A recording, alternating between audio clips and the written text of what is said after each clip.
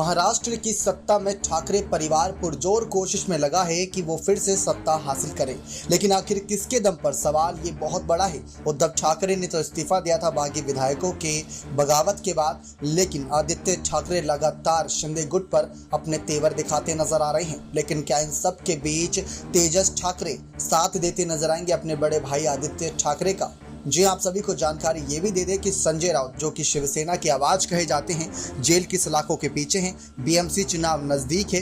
ठाकरे परिवार में वैसे ही जब यहाँ पर कह सकते हैं काफी कुछ गाज गिरती नजर आई, तो इसकी वजह से उनके लिए मुसीबत यह बनी हुई है कि 39 विधायक और कई सारे नगर सेवक सांसद अलग होने के बाद वो किस तरीके से पार्टी का प्रचार किन नेताओं के दम पर जमीनी स्तर पर करते नजर आए। तो क्या ऐसे में कुछ भूमिकाएं तेजस ठाकरे को भी बांटी जाएंगी? महाराष्ट्र की मेयर रह चुकी यहाँ पर किशोरी पेडनेकर ने कुछ बड़ी जानकारी दी थी। उन्होंने साफ कहा था कि बीएमसी चुनाव से पहले तेजस ठाकरे महाराष्ट्र की सत्ता में खासा एक्टिव हो जाएंगे और वो काफी ज्यादा सख्ती भी दिखाते नजर आएंगे शिंदे गुट और फडणवीस के खिलाफ भी, और साथ ही साथ पार्टी के कार्यकर्ताओं के खिलाफ भी।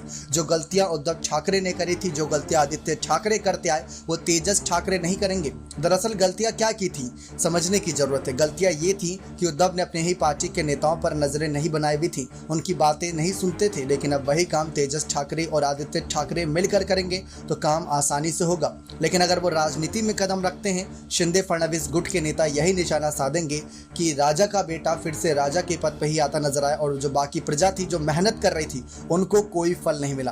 तो उद्धव फंसे हुए हैं। अगर तेजस राजनीति में एंट्री करते हैं तो भी सवाल रहेगा, अगर नहीं करते हैं तो भी सवाल रहेगा। लेकिन तेजस की राजनीति में एंट्री से शिंदे गुट को कितना बड़ा झटका लगेगा, ये देखना बहुत ज्यादा दिलचस्प होगा, क्योंकि तेजस ठाकरे की मानसिकता कुछ और रहेगी। क्योंकि वो इससे पहले कई अलग खोज करते थे फोटोग्राफी के जरिए, कई अलग केकड़ों की प्रजातियों को लेकर। लेकिन अब आने वाला वक्त तेजस ठाकरे की तरफ क्या इशारा कर रहा है?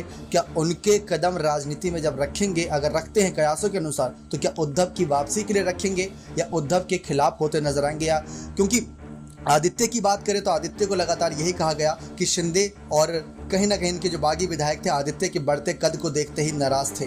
और वही अगर चीज तेजस ठाकरे के साथ होती है तो आने वाले वक्त में इसकी वजह से सियासत और ज़्यादा गर्माएगी।